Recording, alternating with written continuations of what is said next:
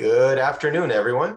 Welcome back to another wonderful tasting with the Virtual Tasting Society. I am Vadim Perlovsky, and today I am excited to welcome the first and only, as far as I know, whiskey distillery in Wales that we've had. Are there other whiskey distilleries in Wales? Yes. Yeah. There are. Okay. Well, you are the first of what, over 100 years, right? That's correct. Well, yeah, we were for a long time, really. They're the only one after the North Wales distillery collapsed. But at the moment, I think if I'm correct, it's the 5 distilleries now. Yeah. Which and it is a whiskey distillery, and there's way many more of gin distilleries. Gotcha. Well, you're the first Welsh whiskey we're going to be tasting, so I'm very excited to have you join us. Thank you so much for joining us. As I said, we are joined by Penderyn Distillery, and joining us from Penderyn is Ista, right? Phillips and Bethan That's Morgans. Right. And a special thank you so much to Sam Filmus for helping to coordinate and organize this. Today's tasting, we wanted to bring everyone together as a kind of an early celebration to International Women's Day, get a couple of wonderful international women to join us, and talk some whiskey. We have 6 wonderful samples in front of us. Penderyn is a brand that I've been following because of Sam, because of the Impex portfolio, and I'm a huge fan myself. So I'm excited to share these spirits with the group, have everyone dive deep and learn all about what you do over there in Wales and how the production and history and everything else. Welcome, everyone. David Donahue is the president of the LA Whiskey and Spirits Guild. David, do you want to say a couple words? Be very happy to, Vadim, as always. Thank you for all the work and effort that you and your lovely wife put into bringing us all of these. I'm happy to see that we went back to the standard Ziploc bag instead of the beautiful cellophane wrap presentation with the Virtual Tasting Society little logos there too. I'm happy with Ziploc bag. Also, thank you everybody for taking some time out of your Sunday afternoon to join us with this. I know is going to be just a spectacular tasting. Also, just want to kind of point out that Kim O'Hannison with Women Who Whiskey is here with us. She is it just really started a wonderful group. One of the first whiskey events I ever went to was one of hers in downtown Los Angeles, and they do phenomenal work. Also, looking forward to it. And so thank you very much to Penderyn for taking the time on a Sunday to spend it with us. We really appreciate it. Thank you, David. Yeah, you beat me to it. I was going to introduce Kim. Kim, do you want to say a couple words? Yes, thank you so much, Vadim and David. Thank you for that nice introduction. And Vadim, thanks. I don't want to jump the gun on the whiskey that you're going to be talking about, but also Sam, a pleasure. Thank you for reaching out too, and happy to be here and happy to talk about the Women Who Whiskey special release. If that's, I don't know when you're going to jump into that, but so we are huge fans of that. So and. Of course, wonderful to see Ista and Bethan again. It's been, I just saw Ista, I think it was 2 weeks ago, right? That's right, yeah. I think it's been like a year since we've seen you. Yeah, I was going to say it's been a while since I've seen you. Yeah, but anyway, wonderful to see you and happy to be here. So thank you. I'm going to hop off now so I can take up the entire time saying hi to everybody. No worries. Thank you, Kim. Thank you for joining us. And yeah, welcome to the ladies of Penderyn. Thank you very much for taking the time to join us on a Sunday, beautiful Sunday afternoon here on the West Coast. And I hear a cold Sunday evening in Wales. Yeah, pretty cold here. So yeah, for anyone who's joining us for the first time, we are here to taste some wonderful whiskey. We're also here to ask questions and get nerdy. This is definitely meant to be a conversation, so please participate in the chat. Feel free to unmute yourself and participate that way. We just ask that if you aren't actively speaking, so keep yourself on mute so we don't get background noise and people talking over each other. But other than that, have fun, get nerdy, ask questions. That's what we're all here for. And with that said, please, Bethan, Ista, if you guys want to take it away. Okay. Are we sharing slides or are we okay? I can. Yeah, absolutely. Let me pull those up. Sam was nice, and Sam said you put these together for us, and he's shared them with me, so I'll get them on the screen in just a second. Let's see. This way. And here we go.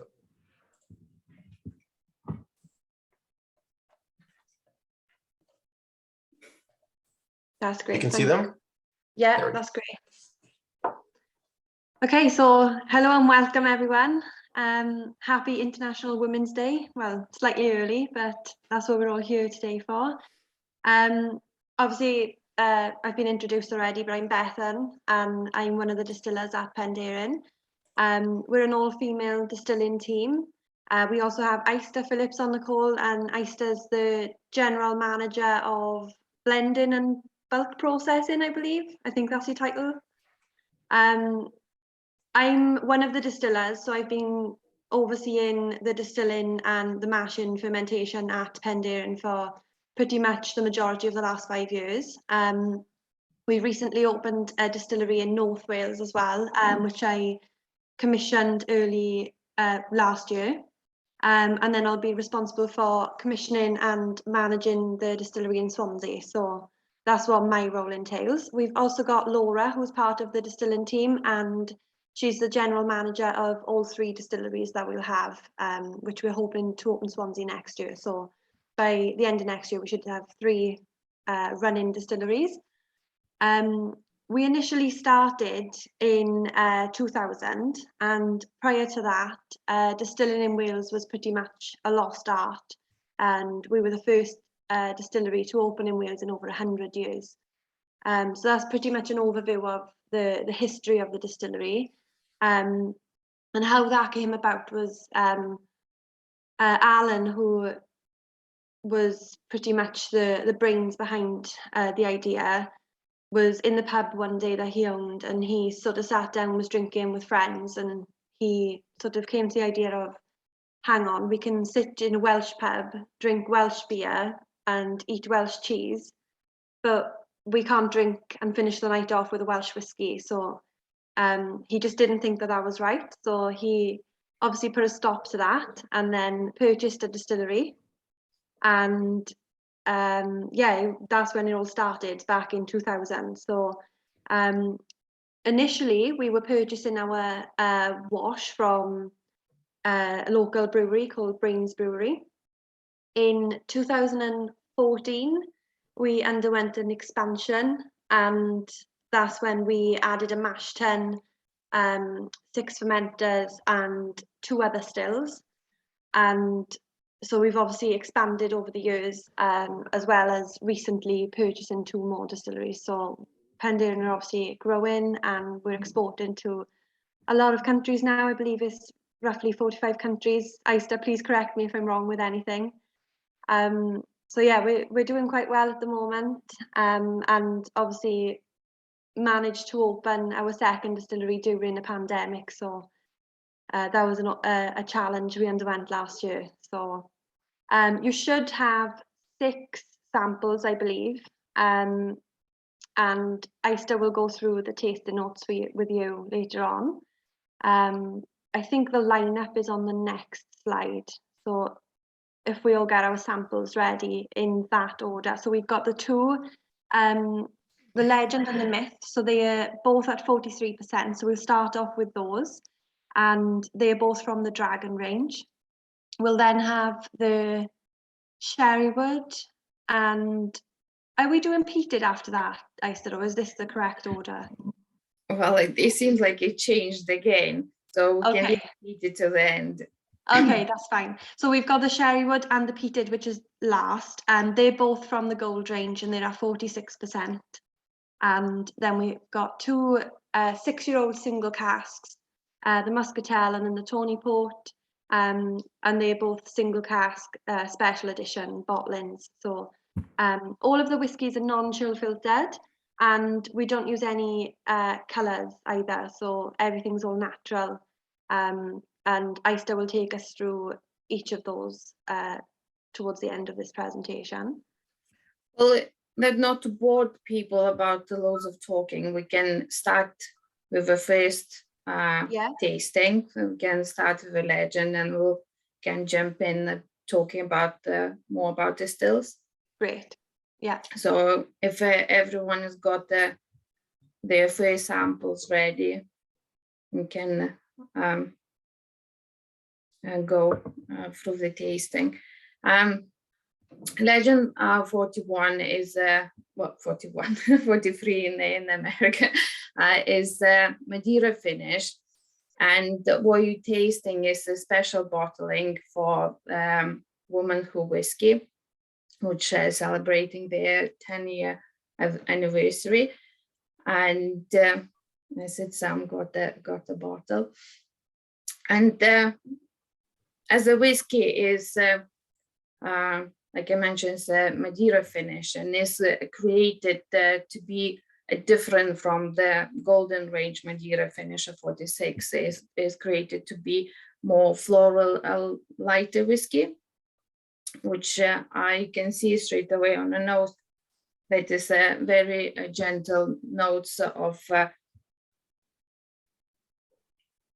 raisins and creaminess there as well, and those apple notes coming, and a lot through the sampling now, through the tasting, you will see that apples and like peachy notes is like and creaminess is like a Penderyn signature, which is coming from our spirit, and there is really like a signature going through all our whiskies.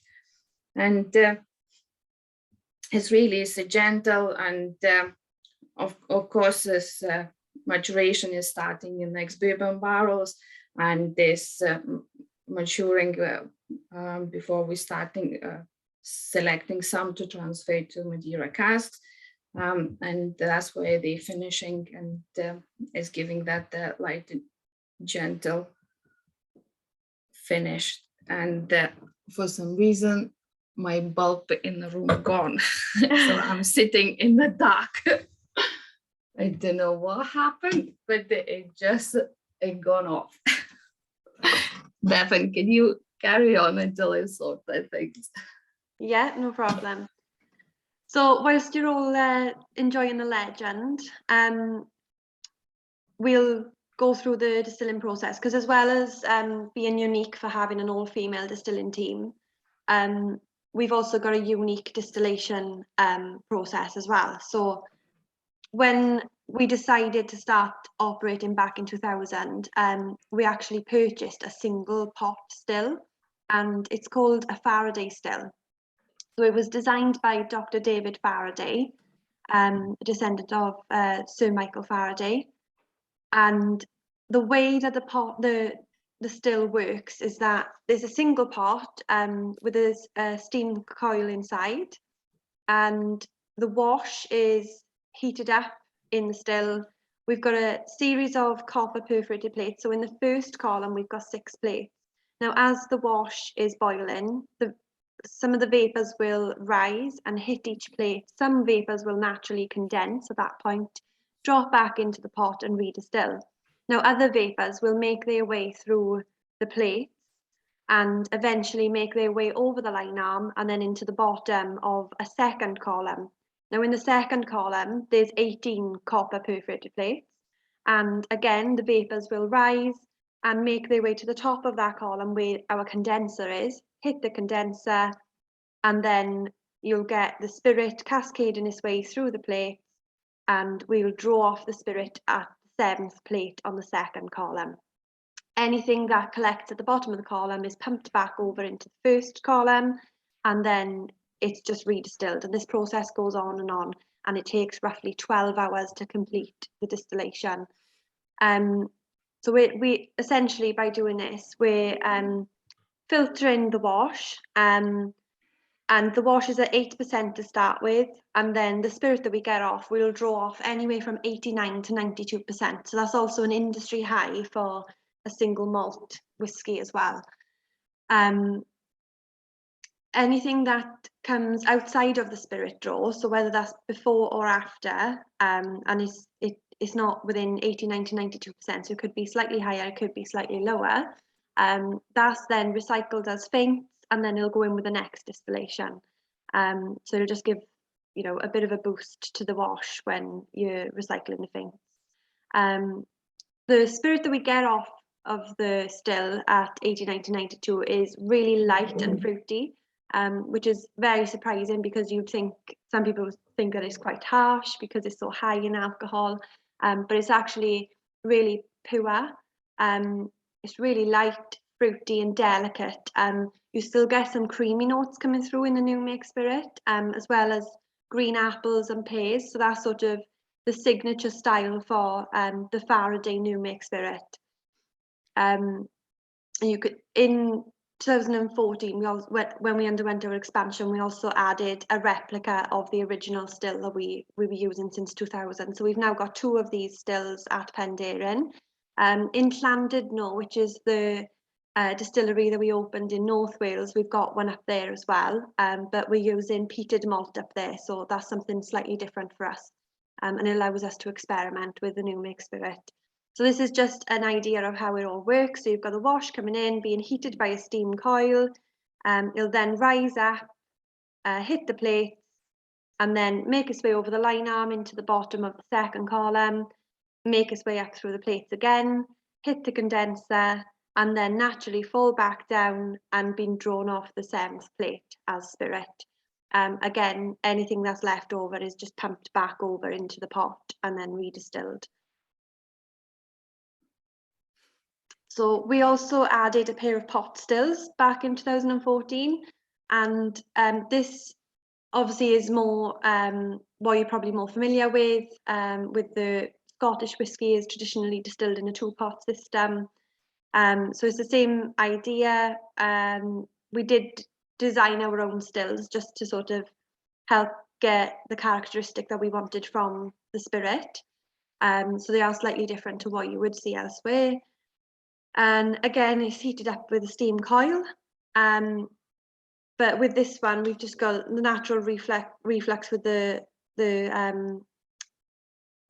style of the still and the shape of the still. And then the vapours will make their way over the line arm, hit the condenser, and then it'll be drawn off at roughly 25% alcohol into the low wines receiver. So that once that distillation is finished, that'll take roughly 6 hours. And then we'll have roughly 900 litres of low wines that will get redistilled in the second still, the spirit still.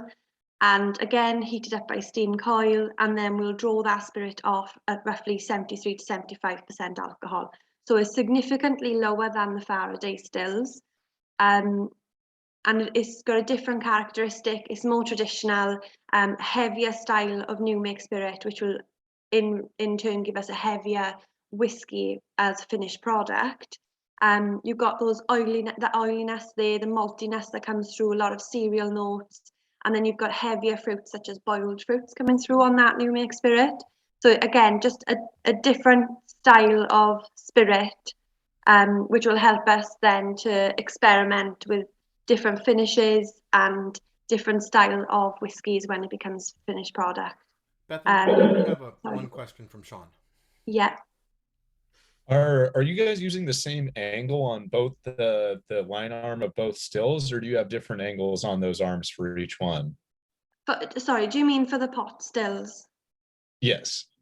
Yeah, the one on the spirit still is slightly more angled, but they're very similar.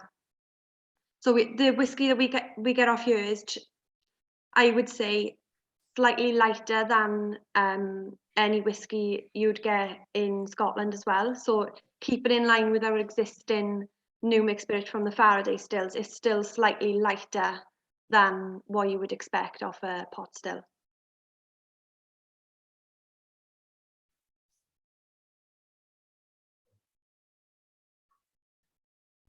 Well, after Bethany's explanation, I'm sorry about my light.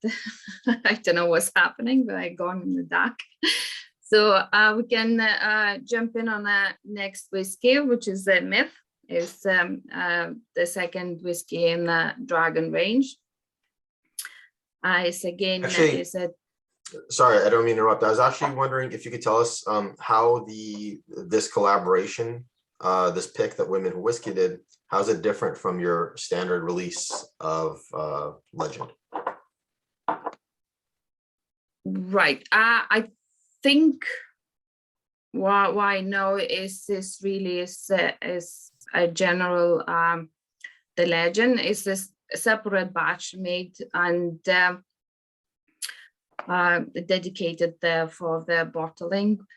And as we know, is like we producing whiskey batch by batch. So of course they're trying to have a consistency that it would be all the time the same, but obviously is some slight variation. And I think from the tasting of what we bottle for the Women's Who whiskey, the batch went a bit more fruitier, and as more dry fruits come through, but there is in the style of the legend as a normal release. I'm actually tasting them side by side, and I totally agree. I think the Women whiskey is a little more delicate, which is lovely. Just yeah, worth having both on the shelf for sure. Yeah. Well, and just to support the 10-year anniversary is good to have. Maybe one day is going to be a collectible bottle, so it's always good to have on the shelf. Absolutely. Thank you. No worries.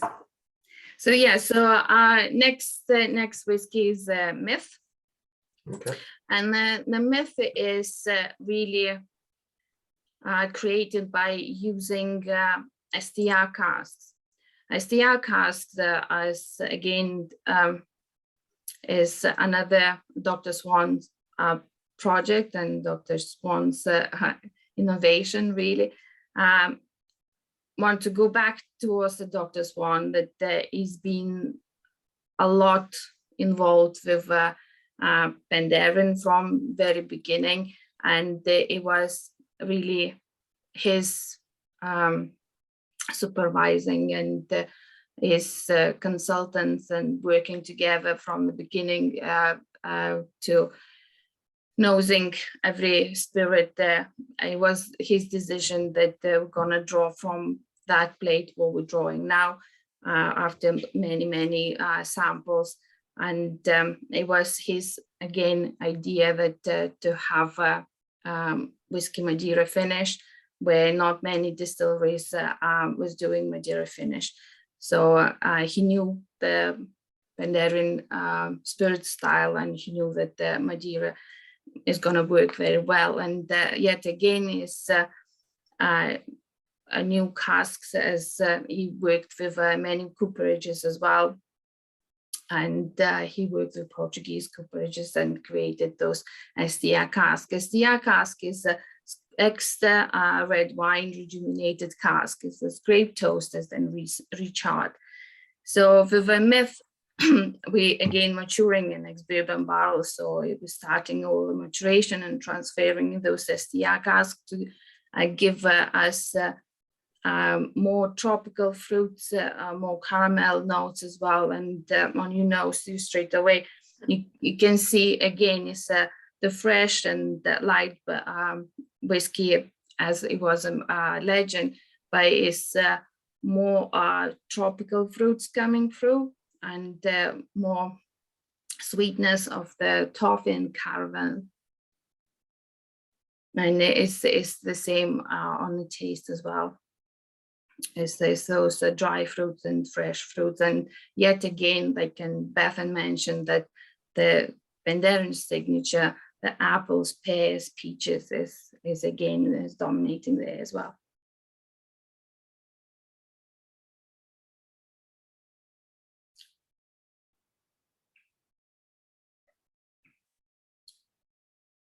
I don't know if anyone got any questions.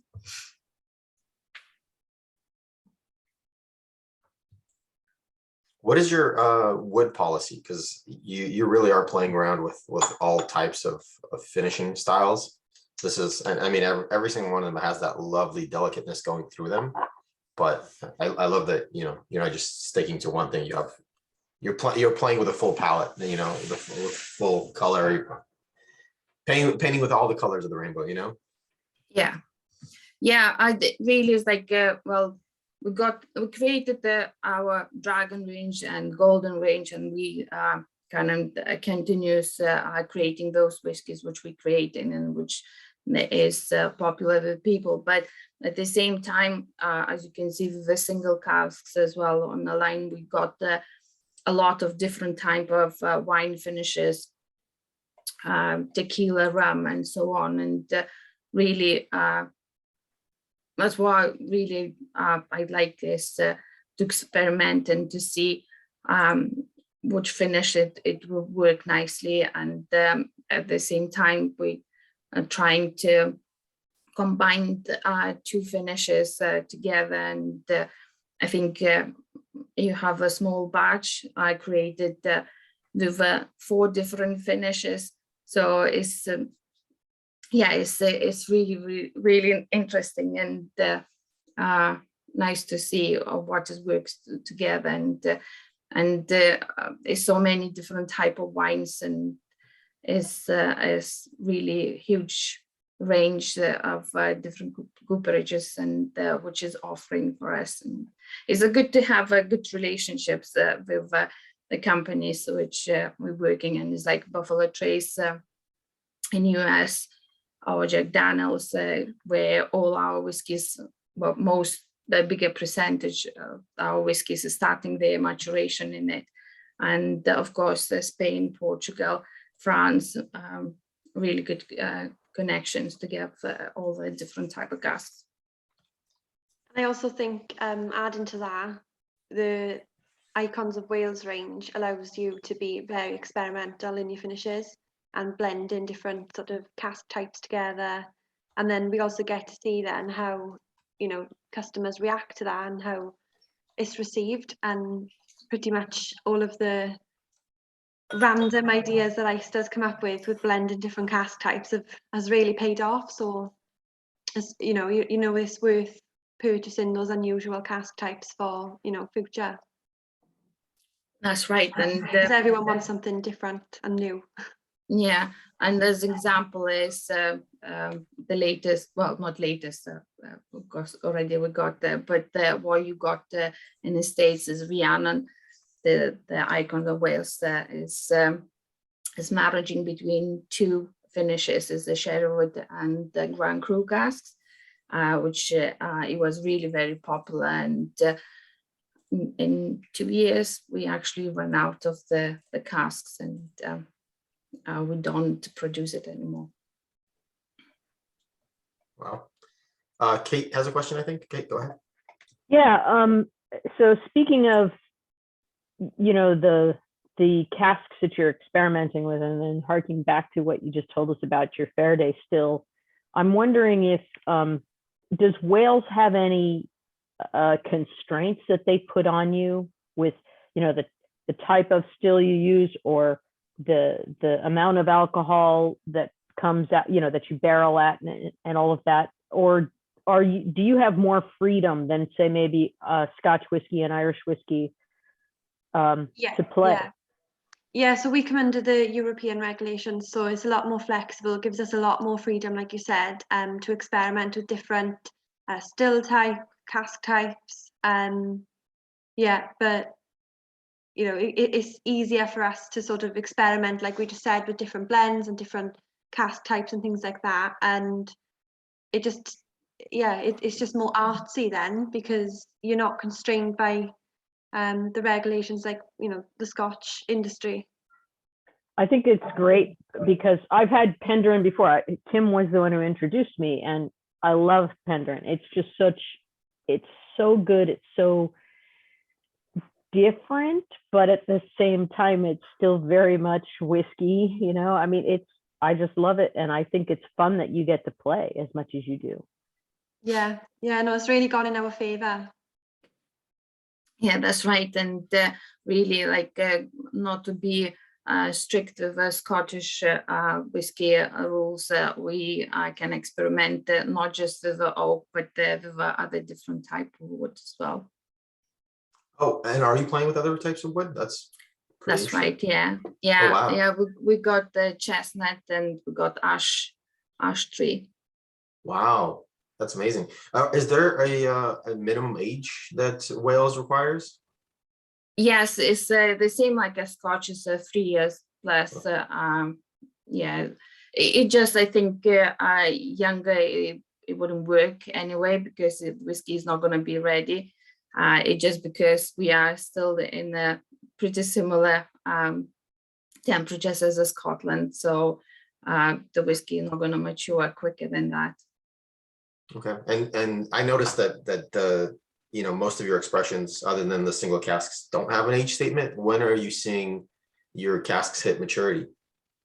Yeah, we don't focus on the age statement really, and because of the, like Bethany explained, all the Faraday stills, which are letting us to distill spirit at 90% and 90 plus, and using our borehole water, which is again is very clean and pure, that all the whiskey what we produce is already clean, so you don't need to spend the time in the cask cleaning itself in being in the charred cask. It's spending a time actually getting flavors after it and maturing. So really 3 years, 4 years, to be honest.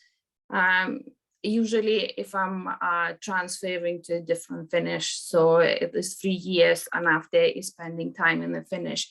But if to use just a bourbon, so it would be 5 years, which it would be good single cask. Awesome, thank you. Anna, do you have a question? I do, thank you, Vadim. I also work in a barrel program, so I am curious about, oh, did I freeze? Curious about do you do any char or toasting on like the ash? How do you find it? Is it leaky? Is it new wood? Is it reused? I'm really curious about that. And as someone already asked, what kind of tasting notes are you getting off that as it's maturing? To be honest, our operators are not coopers, so they're not trained of any the cooperage work. Well, all the work already is done in the cooperage where we're buying the casks, and like STR casks, there are 3 levels, is 1, 2, and 3, and so that this depends on the char. And when I'm placing an order, I look what I need for us. So then I'm placing which char I need to have.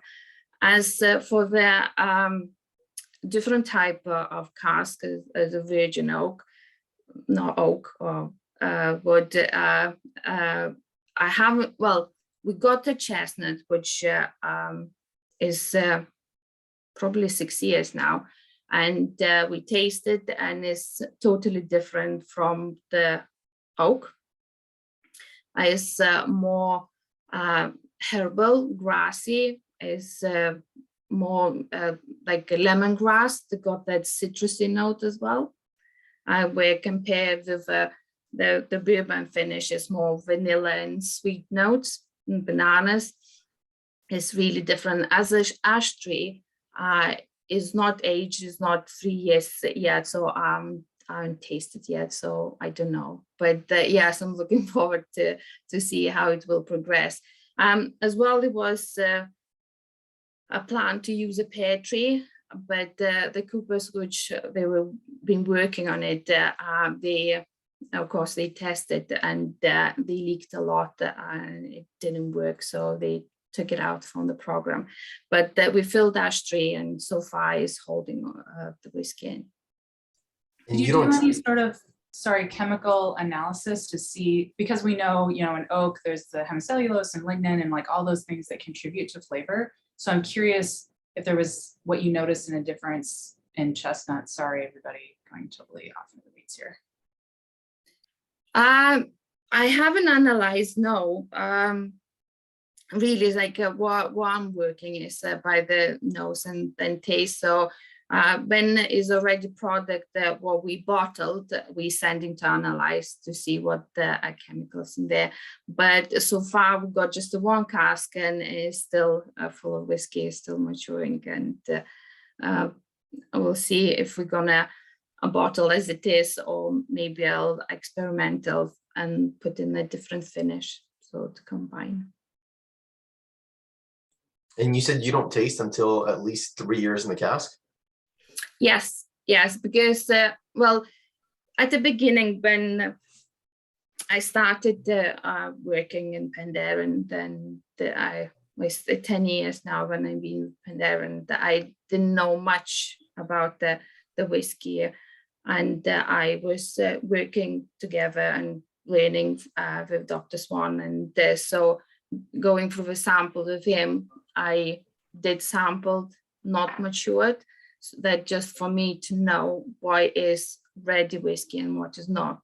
But as years gone on and I get more experience in it, I stopped doing it, and it just if to sample the not matured whiskey, it would be way too many samples to go through, and it's just no need for that. So I'll be sampling what is already ready, or I think that is going to be ready. How Of many course, casks? is a lot. At the moment, we got probably close to 15,000 casks, and when I need to prepare batches, or I just curiosity if some different finished casks are progressing. I want to know how they're progressing. I'm sampling them more often, but yeah, in a week is a lot of sample to go through. And do you? I know it's pretty common practice to bring the proof of the whiskey down to about 20%. Is that what you follow as well? Yeah, the 25, 30 is, I'm not measuring really what there is in a glass. It's just usually it's like kind of like a small sample by eye, diluting half and half. We know something about small samples. Yeah, so yeah, it is about 25 to 30. That's why I found that when is a cask strength, sometimes you don't find the flavors which is underneath. So adding water, of course, is open up, and sometimes the fainty flavors, especially, or some sulfur notes, they are kind of covered underneath. And if there's a casking strength, not always you can pick it up. So it's more to find out if it's a clean whiskey, is adding the water, and so it'll open up, and you'll notice more visual, really. Oh, that's fascinating. And you said how many different types of casks are you? You said 15,000 casks about you have stored and aging. How many different types? Oh, I don't know how many. A lot. Of course, then the main cask would be bourbon, peated, sherry, Madeira, port. That's what we're focusing. That's the main cask.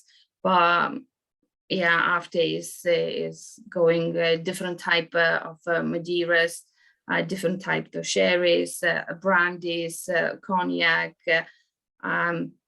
different red wines, French, Italians, rum, tequila, and carry on. Is a lot. Wow.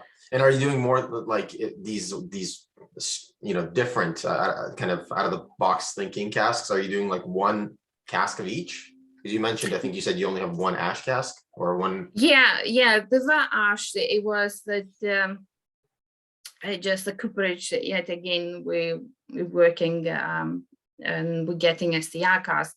They had on their site, and they just gave us to try, because we didn't know what it's going to be, so they gave it for free to try what it will be. And after 5 years, when we started tasting, we thought, oh, it's just really, really good, it's different. So I got to know them a bit more now. Okay.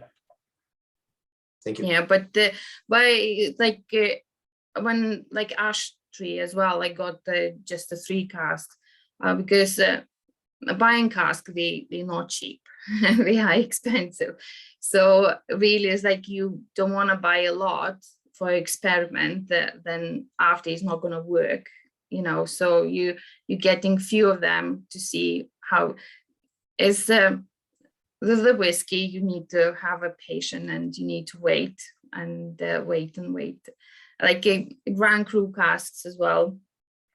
It took us a while until actually we noticed that they are good, because usually the finishes after 2 years you would expect that it's going to be good finish, but they weren't showing progress at all. And we thought, we've got so many, what we're going to do. But at the end they started showing the good results, and few it was sold as a single casks, and after the others we used for our Rhiannon. Awesome, thank you. I have a million more questions, but I know everybody's looking at me like, let them get to the next one so we can drink it. So I'll share the screen on the tasting notes on the Sherrywood, and if you want to talk about that one. No problem. Yes, the Sherrywood though is Oloroso sherry, and there is managing two types. So we maturing the bourbon barrel, and we maturing the sherry, Oloroso sherry, and after we marrying them together. I don't want to say a percentage that is particularly 70-30 or 30-70, because all depends on the cask, the way the whiskey is maturing in the cask, and to continue the batches that they would be similar or the same, you need to match. Then if the sherry is lighter, you will use more of it to create the same whiskey as it was before.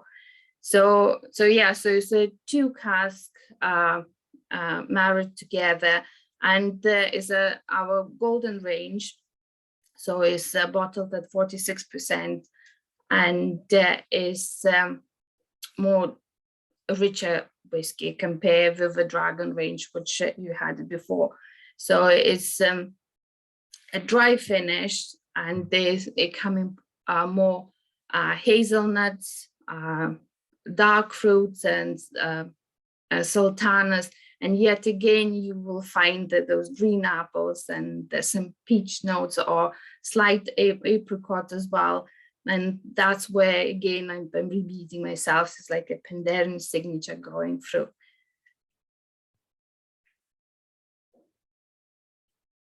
And I've been always curious. So you have the Dragon line, and this is the 46 is the gold line, and of course the single casks.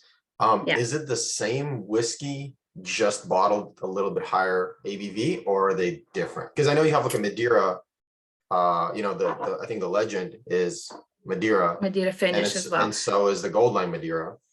That's right. Yeah, no, the batches are made up totally different. The legend, it really,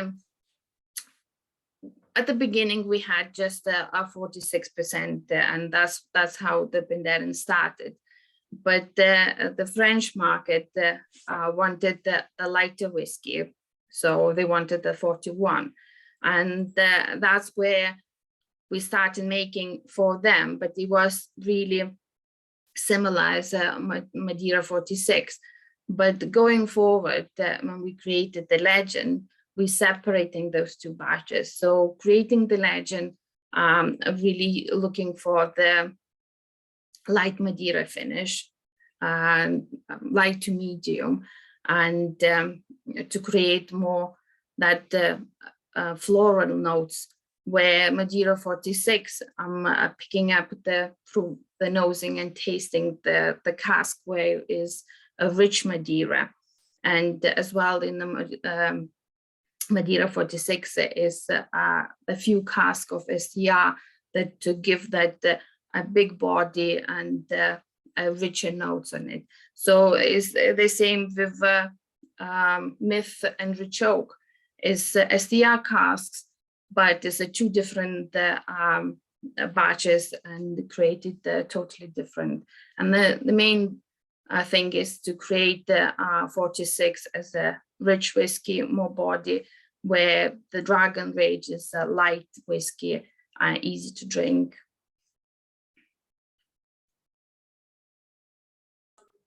Absolutely.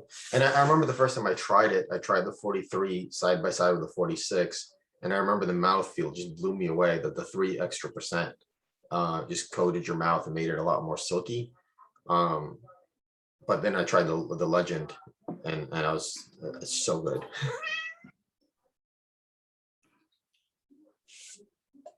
Yeah.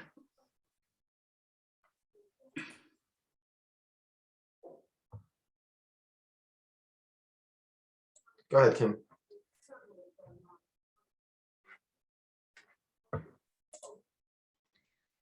Krista and Bethan, do you ever think about, have you ever thought about a Manzanilla sherry finish? Or I know, PX and Oloroso were, very common. Do you feel like Manzanilla is, would obviously bring a drier finish? Does that seem like it would fit with the Penderyn, kind of house style, or does it? I think it will work, and we don't have on the site yet, but the order is coming to at the end of the March, which I placed an order for those with those type of casks, and I'm really hoping that it's going to be good results. So it is a plan in the future. As per PX Fino Amontillado cask, we already got in the warehouse, and I'm sure we released some as a single casks. And as well, working with the different mini batches, I use a combination between the Oloroso and PX casks as well.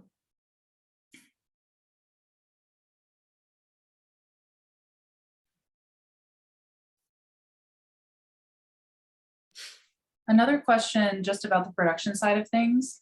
Do you ever play with yeasts at all, and or temperatures in the mash, just for like a heavier mash or not, to play with the oils? We have experimented with temperatures, but I would say it's mainly driven by efficiency rather than trying to change the characteristic of the wash or the spirit. And it's actually quite difficult. We do change our wort intake temperature quite regularly because of the ambient temperature. So it's different depending on the season. So that's something that the operators are sick of, because it keeps them on their toes. We have to make some changes now and again. But with regards to the yeast, that's not something we experiment with. Dr. Jim Swan set us up with our 2 yeast suppliers, and we just keep them because it's, we're happy with the characteristic of the spirit, and we wouldn't really want to change any of that. Yeah, not recommending changing it. It's beautiful. Just was wondering.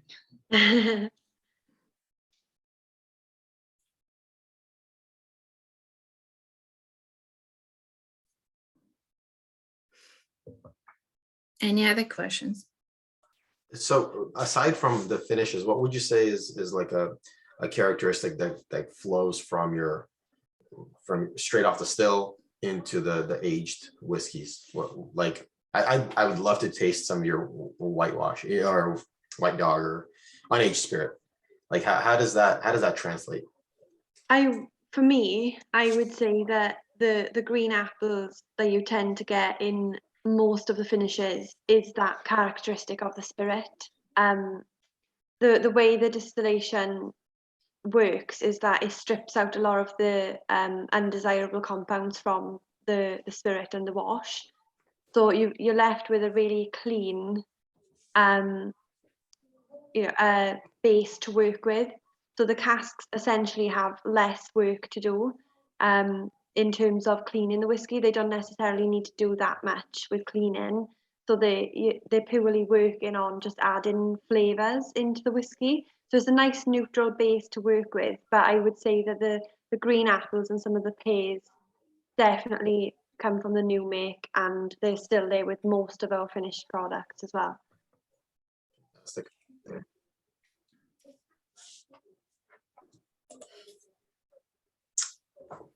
Well, Right, single casks. I accidentally on purpose went to the next slide. If this is Yes. fantastic at 46, I can't wait to try to cast strength.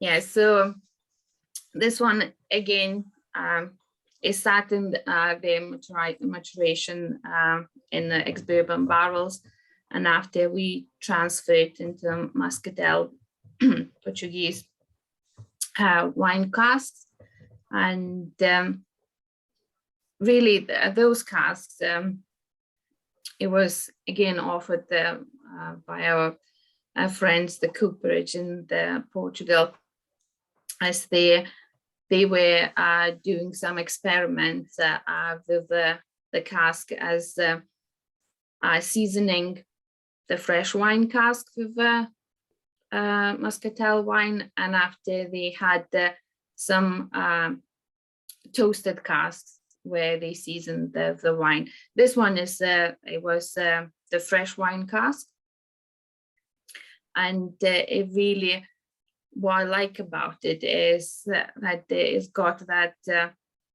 really fruity and like orange blossoms as well. It's like it's so the big influence from the muscatel wine. If you had the muscatel, you will notice a big influence in the finish. And yet again, if you would think is like casking strength and is 60%, it would be really like a harsh on the nose, but it's so light. It's just because of the Faraday still style.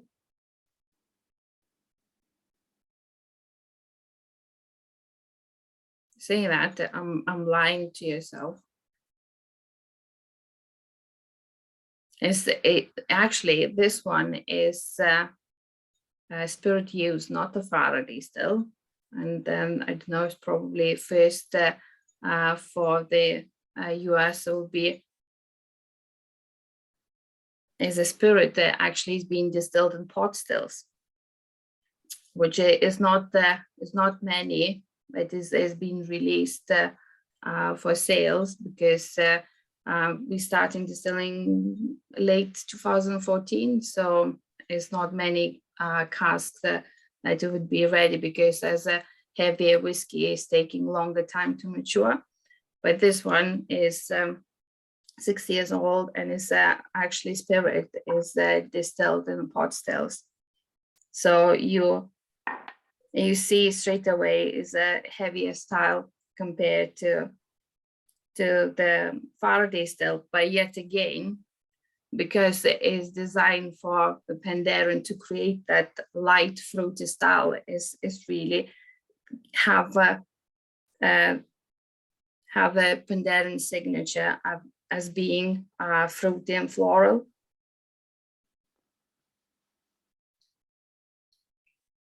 But on a taste, you will find it more rich and heavier, as being more oily spirit maturing in the cask. And yet again, you got that apricot notes and oaky spices, slight oaky tannins as well, and dryness.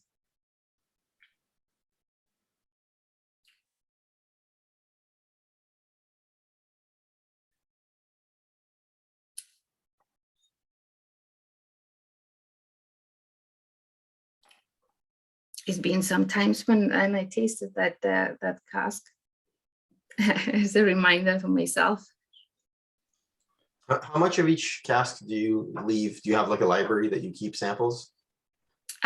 Yes, I tend to keep 2 bottles of each bottling, and very often the 1 bottle is going for some whiskey magazines or whiskey critiques for their tastings, and 1 bottle is staying with us as just in the library to have on occasions if we need to go back or if there's any problems. But do you mind watching them not to leave more than 2 bottles? Sometimes they taste too much, and then we have to kind of. I remember this specific cask when you guys sent us the cask samples to select. I remember it was very soft on the nose, and then when I tried it, I thought I didn't recognize Penderyn as a DNA. But then, you know, you get more and more into this oily kind of a waxy texture for this one. And I was like, what's going on here? Before you cleared, you or John said it was double distilled by. That's right. Now everything was very much kind of clear. Yeah, well, like I said, I totally forgot and knows it now. I thought, oh no, wait a minute, it's actually double pots. You got that off the nose. That's amazing. I mean, you clearly know your spirit, your own spirit. You smelled it and remembered where you just. That's amazing. No, well, if you would have the spirits, you will see a difference straight away. And of course, Beth and they would agree with me.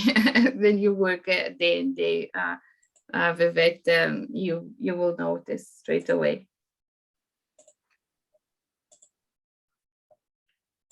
What about your barley? Where does that come from? What's the process there? So the malt in the barley is one of the only things that we don't do on site. We purchase our barley from the east coast of England. We just haven't got good enough growing weather in Wales for malted barley. So yeah, that's unfortunately something that doesn't come from Wales itself. And so you just buy the barley peated or malted to your specifications, or you just buy whatever they have available?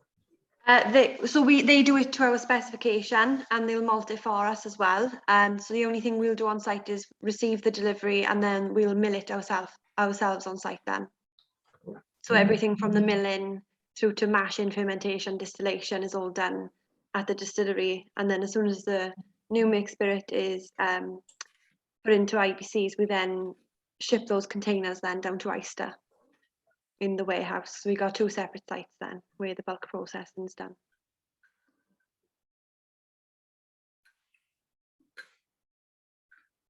And I know we're still talking about whiskey, but I'm curious, how did you become the one distillery to have an all-woman distilling team? Was that on purpose, or did that just happen, or how did that come about? So that just happened really. So we had a female distiller who no longer works for the company, who initially started the distillery off. And then did you start before Laura? Yes, so Gillian was leaving, going to Glamorangi, and it happened that they contact me and had a chat, and when I came in, it was a week when it was Gillian still there. So, but she was so busy, so I had really just a day briefly passing the message of one to each other. And so it was in 2012, and after a month and a bit, Laura started as well, because when I started the distillery, it wasn't really that it was already a title that I'm going to do what I'm doing now. When I started, it was as an assistant of management team, but slowly, kind of like slowly, they got into working with Dr. Swan, and just step by step, I ended up where I am.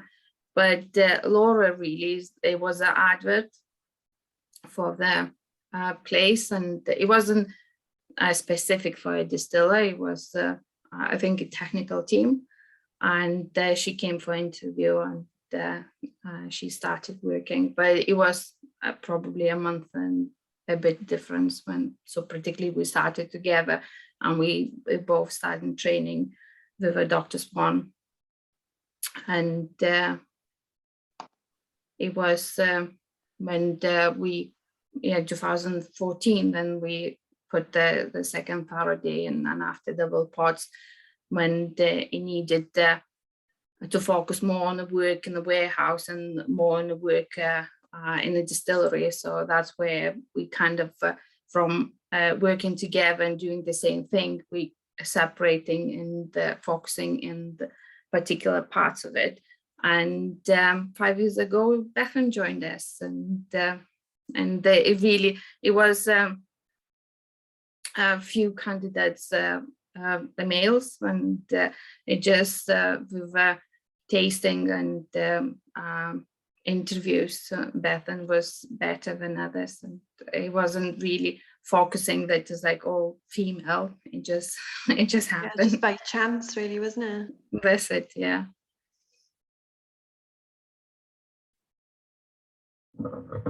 So if a male were to apply and be qualified for the job, you wouldn't turn him away No. just to not break the streak? Definitely not.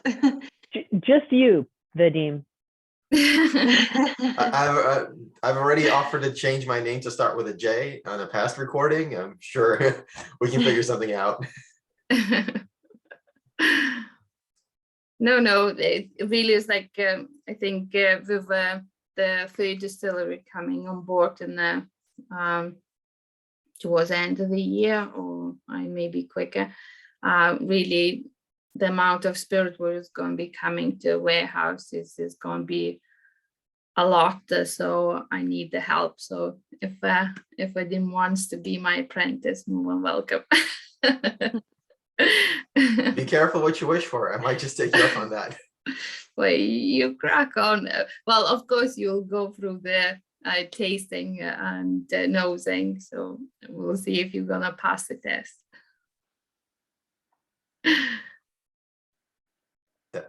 Fantastic. Should we move on to the tawny port cask? That's right, yeah. Share that slide. So that's as well as 6-year-old, and yet again it started maturation in bourbon barrel and is being transferred into a tawny port cask. This cask is really well, me and Giancarlo went to Porto to the winery to see all their stock and taste the wine or port, and those casks we selected, and they are very old cask. For 30 years they held port over time, so it's wood itself is being soaked through the port, so that's why it's giving such the rich notes of the tawny port on the nose straight away. And yet again, it's a smooth whiskey, even being casking strength, and that's a Faraday still, and it's really rich with all its tawny aromas of red fruits and caramel notes and red apples.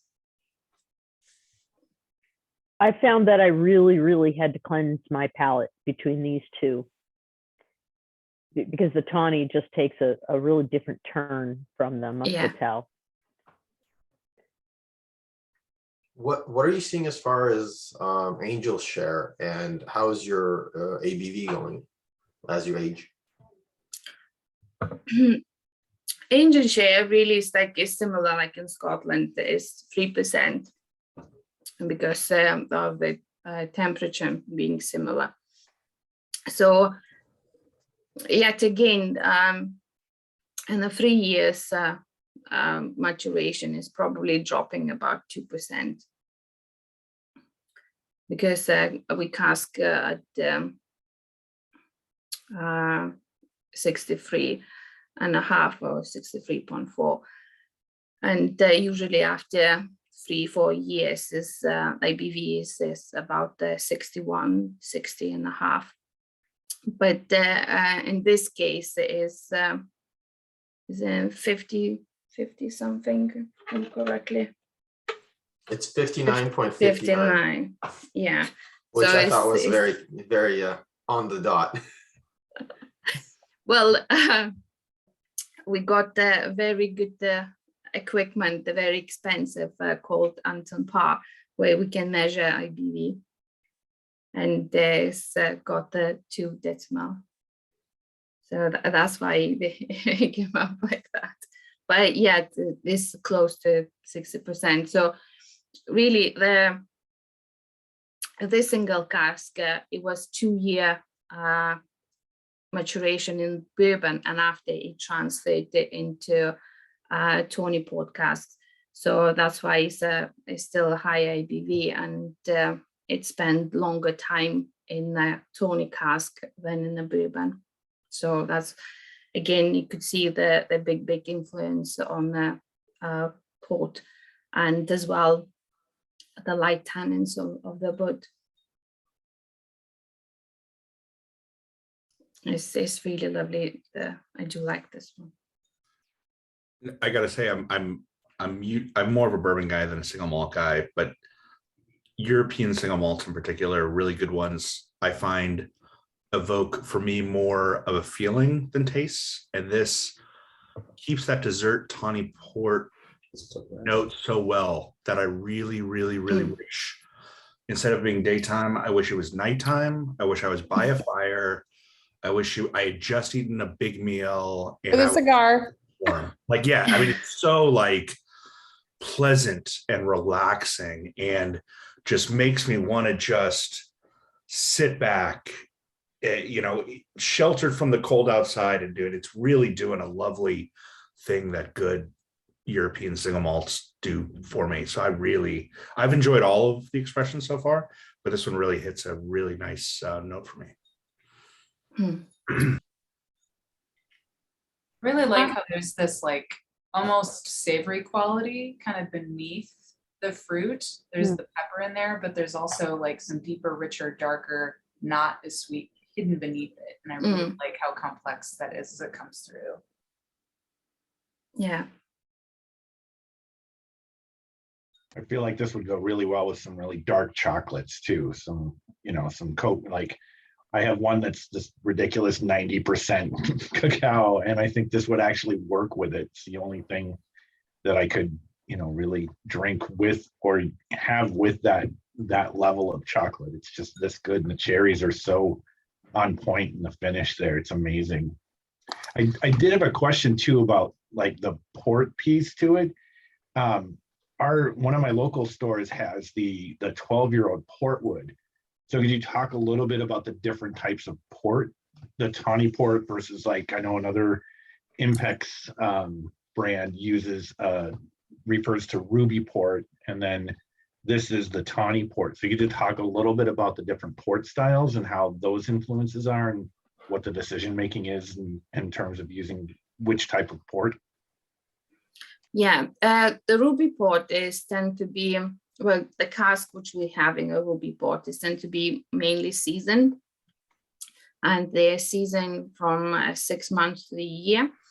And in the whiskey finish, it's got the more dry notes, dry fruits, and dry, and it's more as well oak influence there. With a tawny port, tend to be really rare casks, and they are old casks which held the port for in the wineries for many years, and it's why I find that it is more jammy notes, that red fruits notes, like strawberries, raspberries, and more sweet as well. Obviously, being longer in the cask, longer in maturation, like you're talking 12 years. So sometimes it's passing by the wine flavors and getting deep into the wood. So it's getting out more tannins out. So it become more drier. But if you will keep 3-4 years. So you'll have really sweet notes, and those jammy notes would come through.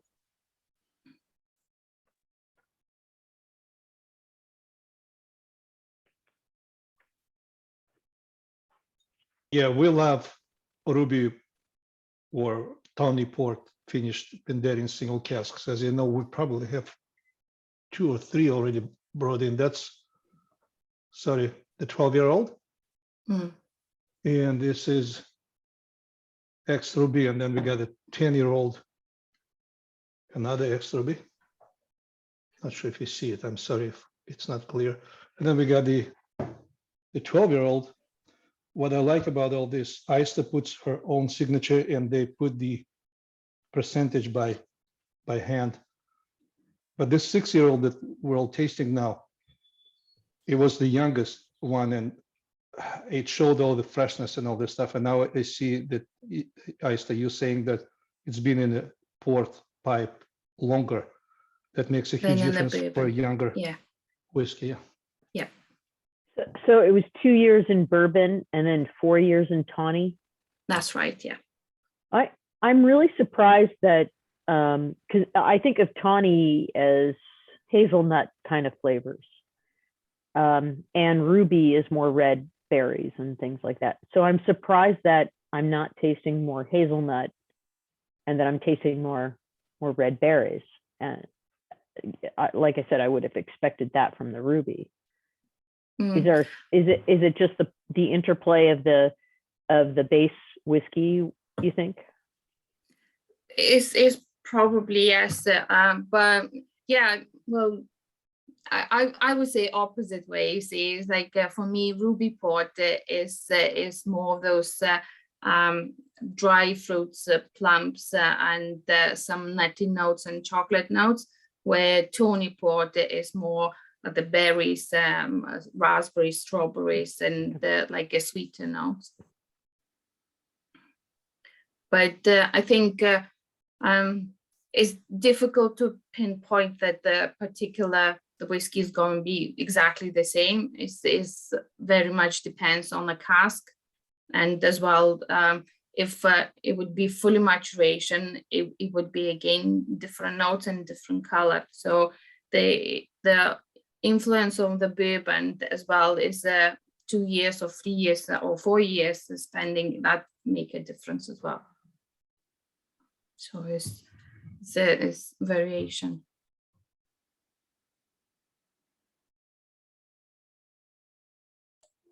For anyone in the chat who's curious on where to get the older single casks, I know Sam's favorite store that he really likes to support. So I'm going to throw that link in the chat for you all to be able to grab those.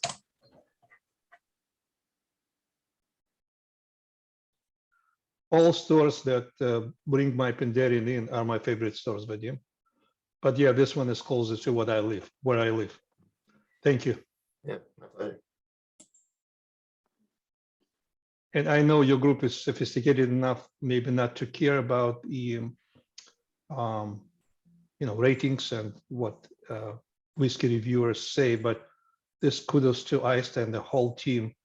All the single casks would get somewhere between 90 to 95 points by Whiskey Advocate, which is most reputable organization where they taste it blindly, and they're pretty fair. So wanted to throw this in. And I've had this port cask in the glass for some time, and it's just opening up beautifully. It smells nothing like what it smelled like 10 minutes ago. It's just, oh my goodness, like a fruit salad. That's what I like about the single cask, that every time having in the glass and keeping warm, the flavors is opening up and all the time. It's not staying still, it's constantly open up and you're finding something new. And if you add a couple drops of water, it'll be again, and it seems you have one glass, but you constantly have like different whiskey in a half an hour. It's like one after another. So I love single casks, and I think is a good thing. Well, good way to invest money if you enjoy it. But yeah, it's lovely again. And so your 6-year-old and 12-year-old, 13-year-old casks, those are all your own distillate that's been sitting there for like, right? Everything is all made in house. Yes. That's So yeah, so really, like Beth mentioned, that when Penderyn started, we had the wash from brains, but after in 2014, we started doing everything from the beginning, and everything is in the company, from the mashing, distilling, casking, blending, bottling, and packing, and going out through the door. Everything is in the warehouse. I can't imagine the decision-making process of trying. I'm sure this was fantastic at 6 years and 7 years, you know, sitting on it for 12, or I mean, like this one we're trying now is fantastic at 6, but I'm saying like your 12-year-old, like I'm sure that was great at 6. It must have taken a mastermind to be like, no, let's wait it out and see if it's even better at double, you know? Sometimes with the age, that's why I don't like focusing on the age, is that you taste, you think, oh, it's nice, or we'll leave for another year, or it's nice again, and you leave it for too long and it will go wrong. It'll, like I mentioned, it'll pass the all if you're finishing in the wine, it's gonna pass the wine flavors, and it'll go too deep in the wood, and it can be really very, very dry, full of tannins, and you will lose those nice fruity notes and aromas.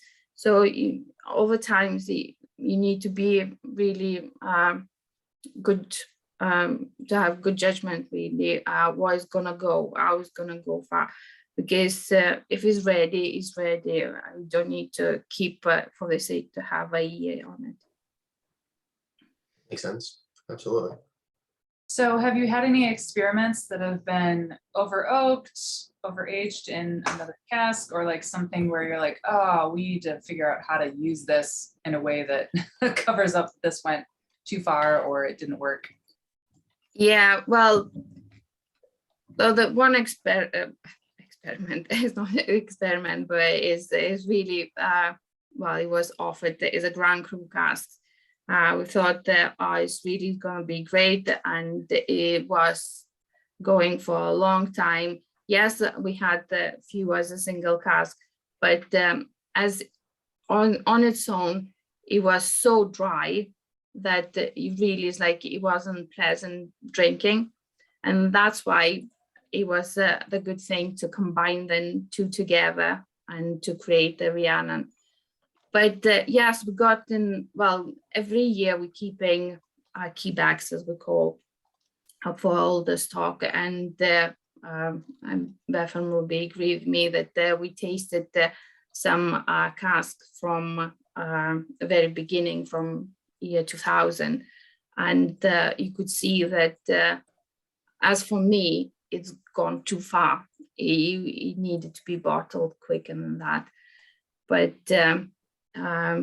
when you're keeping for key bags for age, you don't always sampling them all the time. You just keeping there. And now when we tasted, for me, it's gone too far. But obviously, we never actually destroy the cask because it was not tasting good. We're always trying to blend in and see what it can be done. And it's the same like loads of whiskeys you taste. Like some casks is really very plain. It's like there's nothing there. It's clean, but it is nothing. So they all going into the batches. They all as a bulk, as we call. So they all are used. But yeah, to answer your question, there is a cask which I think has gone too far. Yeah, I noticed when we did that trial that after sort of 14, 15 years, it starts to, it peaks before then. And then it starts to drop off. I think quality does as it just gets more and more woodier and drier and you just, like I said, lose a lot of the really flavoursome characteristics. Well, if you have such a clean spirit like you start with, you don't need to age it for that long because you don't have to turn all that stuff into different esters. It's already there. It's already beautiful. It's just like highlighting that, right? You don't have to, yeah. Yeah, that's right. And I think that's, my cat is disturbing me. I think that's where Dr. Swan was aiming, and I think all the distilleries what he was working with, it was the main challenge to create that clean fruity spirit that it will not need to spend the time in the cask maturing as cleaning it. It will spend the time to getting flavors out. And if well, a Penderyn whiskey and Kavalan and milk and honey, it's like they all got that fruity notes in there, and as a clean whiskey, and that's a big influence on Dr. Swan. I think for round 2, when we have you back again to taste some more expressions, we're definitely going to need to twist some arms and see if we can get a sample of that the new make, so we can compare it to something that's quite aged. I'll do my best to try to source something really old and compare it to something unaged completely. I think that could be a really fun side by side. Sure. Sam, I see you have your hand up. Did you want to say something? Yeah, I think it's worth to mention. I do have each cask, single cask of Penderyn in my collection, and I'm looking at the first one, and it's Ista's maiden name here, and then next one is your current name, and then you would put the number of the bottle, total number of bottles of this cask, and the ABV and your signature. Everything was handwritten, and then being Ista Phillips, you're getting lazy now. You only put the number of the bottles, but then the ABV, and you're right, it's 2 decimals, which is very unique. It's printed. So what's going on? You starting ordering way too many single casks. There is too many labels to sign. See, Vadim, it's all my fault. Of course. Okay, I'll take it. Please, we'll accept it printed. Just come up with better, more and more single casks. We'll deal with it. Yeah. No problem. And Sam, I'm guessing the bottle in your collection is bottle number 1. Wild guess, but you're right. It's number 1. I don't know if you see it or not, but it's right here. The evidence is right here. Very cool. It's wonderful to watch a person's life progress in the single cast that they release. That's pretty cool. I call it part of the history. Absolutely. Yeah, it's part of the Penderyn story. Yes, indeed.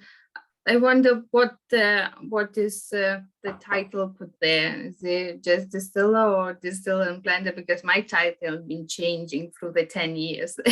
Constantly different and different. Well, this one is called distiller and blender. And blend. Yeah. One of your many titles. I know, yeah. It's been a distiller and then brand ambassador and blender and master blender. I've heard you got demoted at Penderyn, but they still had some labels printed, so they decided to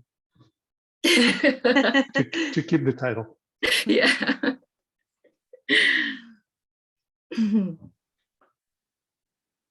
Okay, I think we can go to the last one, which we put right to the end, where it was some arguments where I was saying it needs to be at the end, and after someone was saying no, it needs to be in the middle, and towards the end, ending to be at the end. So it's our Penderyn peated. It's the Golden Range, is bottled at 46, and is a peated finish. So as we started the distilling peated spirit in our North distillery, obviously the whiskey is not ready. So all our peated is finished in the cask. So peatiness is coming from the cask. At the beginning, we used some Kilcormac peated cask, but after through the years, I'm not sure exactly why, but we kind of like I had a good offer with Lafroig, and we got the quarter casks. So they are smaller, they are rich and peated, and they're giving that really nice finish. So after maturing in the bourbon barrel for 3 years, we're transferring our quarter casks for probably 6 months to get that light, gentle peated. So it's not overpowering on the peat, it's still light, it's very gentle on the nose, it's got vanilla citrusy notes, but on a palate is more peat coming through, more smoky, and but it's not yet again like a strong peat. It's still gentle smoky notes with flavors, which for me is like it's lingering quite a long time. But I'm not a really peated person. I prefer more sweet whiskey. So for me, the peatiness is staying a long time. I have a question. Like you, I'm not a peated person, but I'm curious because at the beginning of this, you said that you were opening up other distilleries across Wales, and one of them was going to do peated whiskeys. So this isn't that, right? This is your initial juice with going into peated barrels. So in other words, right. It's indirectly peated. Yeah. So, and if you're not a fan of peat, who's going to be the person who does the blending and all of that for the peat? It's still me. Interesting. I'm really curious because I've been telling, I don't see Kim on the line anymore, but I've been telling Kim forever of like, I would like to learn how to like peat, but I don't yet. So I'm curious, how do you, I mean, this is your job. Yes. So how do you do it? Practice, Kate, practice. Well, yet again, it's like because our peat is so gentle, it's not overpowering, so it's not really turning me off. But yeah, I'm not really a huge fan. But as I know, Dr. Swan as well, he never was a huge fan of the peated whiskey, and I think I took from him. But well, it's a job, and it just by the tasting and nosing, you know why it needs to be, and you're doing the job. Well, it wouldn't be my whiskey to drink. Right. So forget hiring Vadim. You need to hire Kim. Kim will do all your peated blends for you, and then you don't have to do it. No problem. What do you think, Kim? I'm keeping the list. Yeah, if called upon, I will serve. On that note as well, I'd just like to say that the peated spirit that's coming from our North Wales distillery is actually still quite light as well. We do use a 50 ppm malt up there, but because of the distillation process strips out a lot of the compounds and the flavors, you do lose a lot of the peat in the distillation process. So the new make spirit that comes from that distillation is still actually quite lightly peated. But obviously we don't know what it's going to look like in 3, 4, 5 years time. So we're just monitoring that now. Yeah. Wow, for 50 ppm, that's this isn't that. No, this not no. Yeah, this is quite lovely. I'm not a big fan of peat, and I very much the nose kind of threw me off, but on the palate, it's very light, like you were saying. So yeah, I like a peated whiskey made by a person who doesn't like peated whiskey. That's my jam. No, I think the same, like in Dragon range, we got Celt as well, which is a peated finish. And what I like about it is that, and what I'm saying all the time, the people who don't like the peated, I think it's a whiskey for them to try, and that not to scare them away, because some strong peated is really like being in the shows, and then people are walking through the glass. Sometimes you smell from the distance and I think, oh gosh, you've been drinking such a strong peat. And really our peated is such a gentle, so who never tried it before, or who's not a huge fan, is always good to try and to introduce yourself what it can be. And as well, at the starting of the peated is really that Penderyn never thought of doing the peated, because when they started, they always wanted to be different from the Scotch, and Scotch, they have loads of peated whiskies. So they wanted to separate themselves, and they didn't want to have peated. But at the early stages, they bought a lot of casks from Scotland. And in the mix, it was a few casks that it was peated. And through the tasting, when Dr. Swan tasted, he said, oh, this is lovely, it's really good. And they all agreed to create a new expression. Yeah, this really showcases kind of a wide array. I mean, everything we've tried today has been fantastic, but so different. So like, yeah, it just kind of harkens back to the beginning. Good, peated. That said, I'd like to just take a second, if I may, have everyone raise a glass and come on camera and just say thank you so much to our guests, to Penderyn, to Bethan and Aista. Thank you. Cheers to you. Thank you for being here. Everyone on camera. Plancha. There you go. Cheers. Yeah, Perfect. Okay, so we need to learn the Welsh word. So what is it for cheers? Iechyd. Iechyd. Iechyd. That was a little. Iechyd. Yeah, so Okay. it just means cheers and to good health. good help. Yeah. Wow. Thank you. I hope everybody held up their Penderyn Glencairn too. There we go. Thank you very much, Sam. I'm sure you made arrangements for that. So Thank you, really Sam. like that. Sam, I love these. Thank you. Thank you all for enjoying. I think Penderyn tastes better in these glasses. So, and yes, David, I accept cash and checks. So just send it my way. And not everyone has a brand that rhymes with Glencairn. So that was brilliant to do your Penderyn Glencairn as like a little well done. Poll? Are we gonna do a poll? We are. Give it just 1 second. It's coming. Talk amongst yourselves.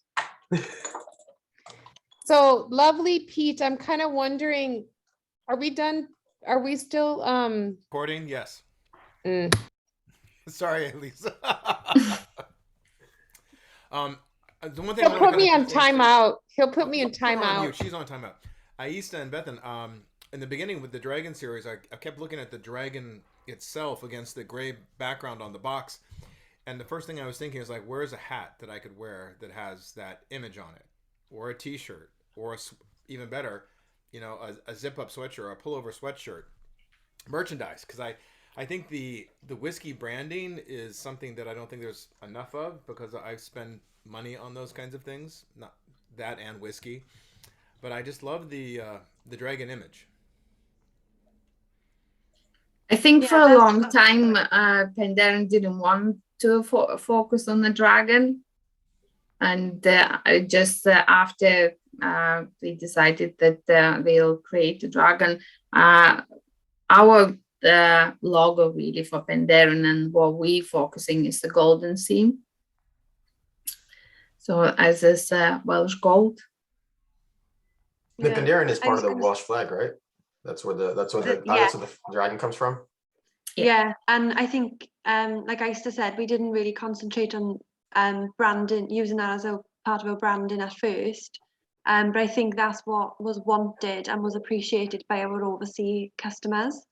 And it helps to put us on the map and get us recognised and put Wales on the map for distilling as well.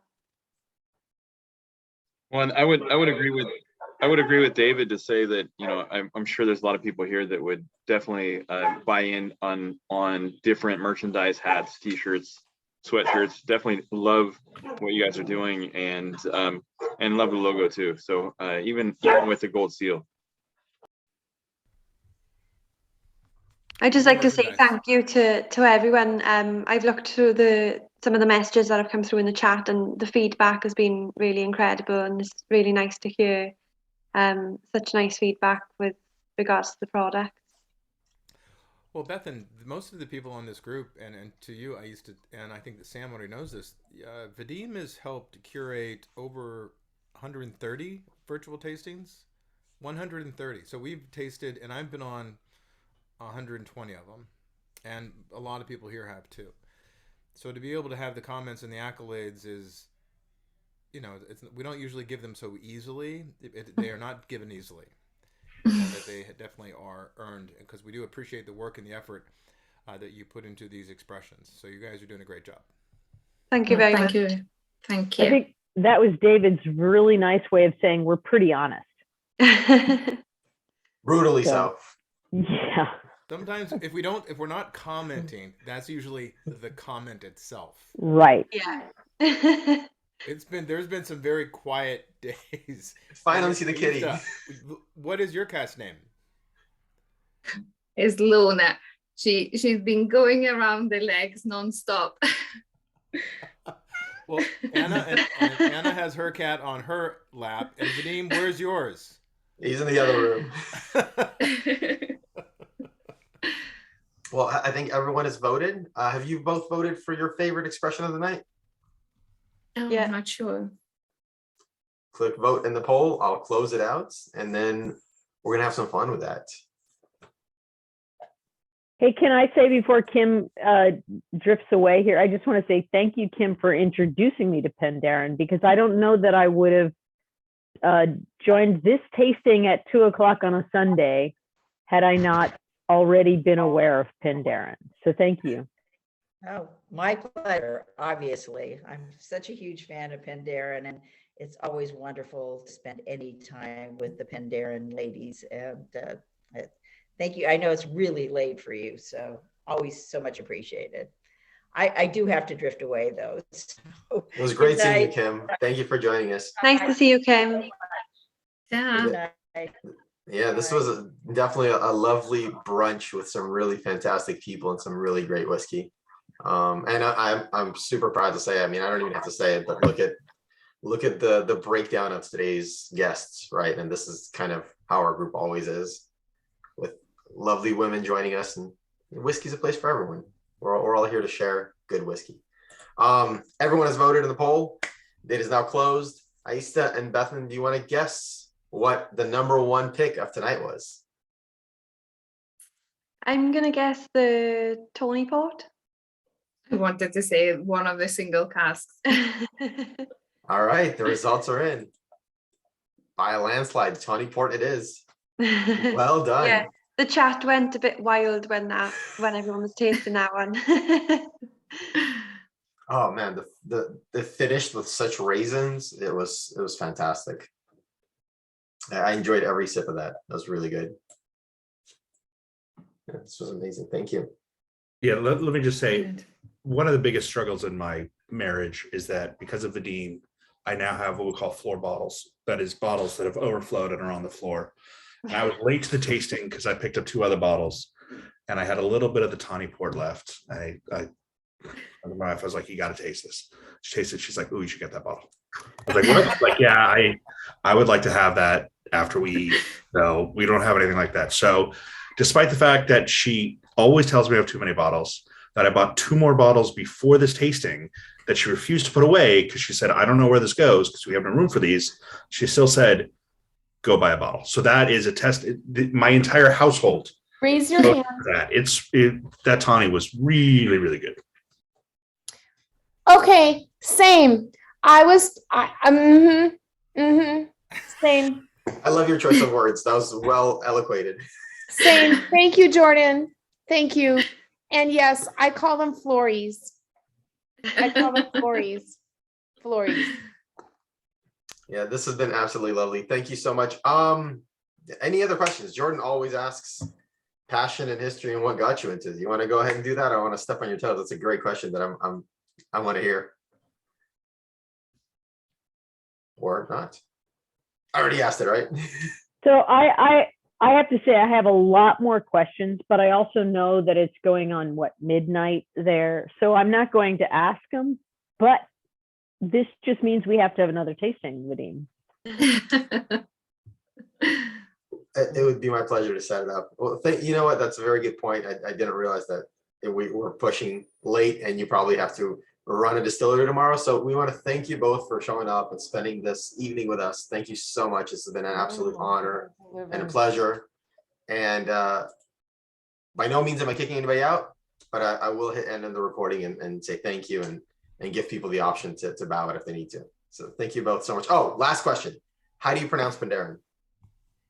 Penderyn. You just did. Penderyn. Okay, good. I've heard multiple options, and I just want to make sure I've been saying it right. Penderyn is. You got a job at the distillery now, Vadim. Yes, I just got to approve it by the boss, and I'm ready to go. Most definitely. No, thank you very much for everyone for lovely comments and the questions. It was a pleasure. And as we time, hope to see you all soon at the distillery. Yeah. I did see that it mentioned in the chat. So hopefully we will see you in Wales soon. Fantastic. And thank you, Sam, so much. Always a pleasure working with you to bring these wonderful brands in. Thank you. Thank you, Vadim. Thank you. David. And thanks, everyone. It was great tasting notes and comments. And I hope you all enjoyed it as much as we did today. Thank you all. Thank you, everyone. Enjoy the rest of your Sunday. Thank you. Bye. Thank you.